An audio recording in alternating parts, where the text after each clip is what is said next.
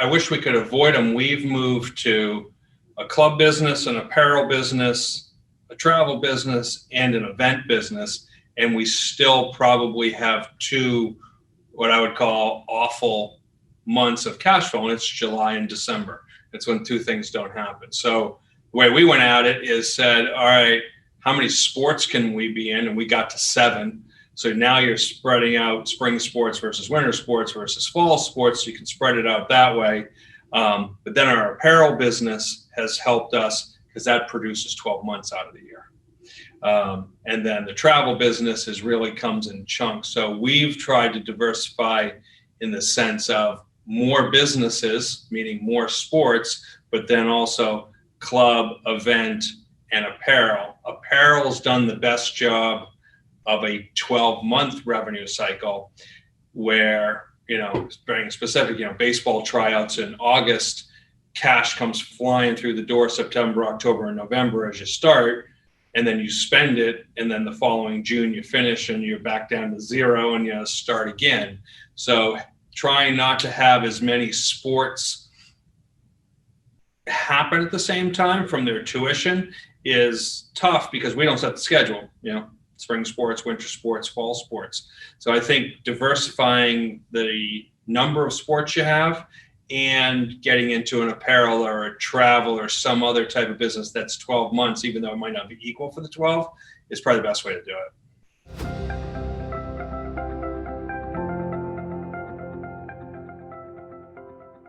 I think they got to think about the people around them. So we started 2001 as a football company.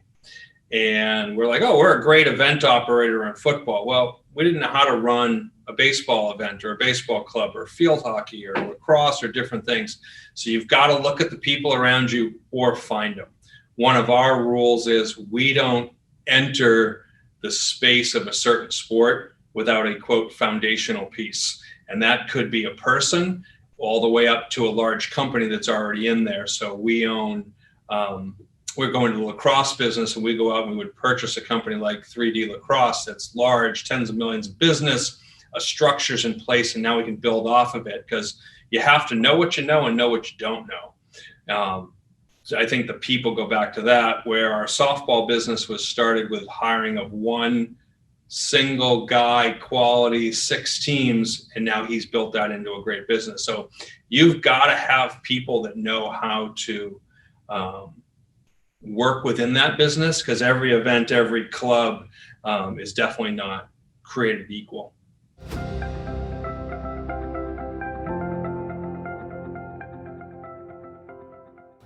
What do you have to look for time frame is don't lose too much money in the first year. Make sure you're breaking even or better in the second year, and you need to make profit in the third year that's equal to your losses in the first 2 years. So cumulative after 36 months or 3 cycles to a club or 3 tournaments, something like that, for us, we need to be there. We need to be break even. So if it's going to take me 5 years to make profit off it, we're not going to do it. There's very few things that you can make profit off of right away. So we look at a 3-year cycle where invest, get back to even, and then make money in the third year, but we better be whole at the end of those 3 years. That's the big thing for us. And I think clubs, even in events, don't look. If I had to give somebody advice and say, where should I go find new business? What new programming should I come up with? Stop, look at your expenses, look at your largest expense, and can you do that yourself? Your second largest expense, can you do it yourself? Your third largest. So the 2 big ones that always jump out for us that smaller clubs struggle with, that we help them with when they come into 3-step, is apparel and facilities. So now you have huge facility costs because you're renting. Well, if you want to start new programming, you're now going to pay for those additional hours. So maybe your investment isn't so much in a new business as it is in a facility, a master lease. And I'm not recommending to anyone to buy a sports facility. We don't own any, and we're never gonna. But we go in and take a master lease. So now I have, instead of renting 20 hours a week at a batting cage facility, I go in and take the entire lease. Let's just say there's 100 hours in a week. I've now got 80 hours to do whatever I want, and the new programming will come, and I can try new things. I can do it at the time I want. So I'm going to have a hitting clinic, and I want to do it during February vacation in Massachusetts, but February vacation's booked everywhere. Well, if it's my facility, then I can decide on my programming. So we found that having 24-hour, 7-day-a-week, 365 access to facilities has helped grow our businesses internally much faster than if they just say, I need a new event, I need more programming, I need to add teams, because ultimately you got to put them somewhere, whether it's outside or inside. You're going to have to pay for your facility. So outside of payroll, facility is usually one of your largest costs. And then the second one is you're buying uniforms, you're buying gear, you're doing different things for your players. So can you come up with a deal somewhere, a partner or something, where you can do that less expensively? But second is, are you monetizing the kids and the families on apparel? Or are you just saying, you know what, I don't want to deal with this, and you're literally lining somebody else's money, or lining somebody else's pockets with money that's doing the apparel? So a benchmark we use in apparel is every family should be worth $312 a year in apparel sales outside of the required package. So not uniforms. You know, if you sign up for your tuition and you get a hat, 2 tops, a pair of pants, and a sock as part of your tuition, in addition to that, on average, families spend $312.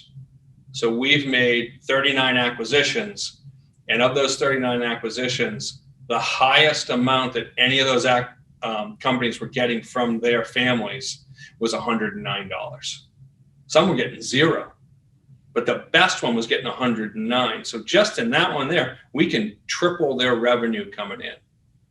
And it's no more work. It's finding the right partner. It's online stores. So look into it, figure out how to do it, find the right partner, and stop putting up an online store and letting the apparel group take all the money. You take the profits from it. You're still doing the same service to the parents, but for a small club, it can make a big difference. So the 2 big drivers for us are, how am I efficient in apparel? How can I make money in apparel? And I now have a facility that I can put more programming in instead of dreaming up program and then finding a spot. You got a lot more flexibility. So the 2 things I think clubs need to look at are facilities and apparel for sure.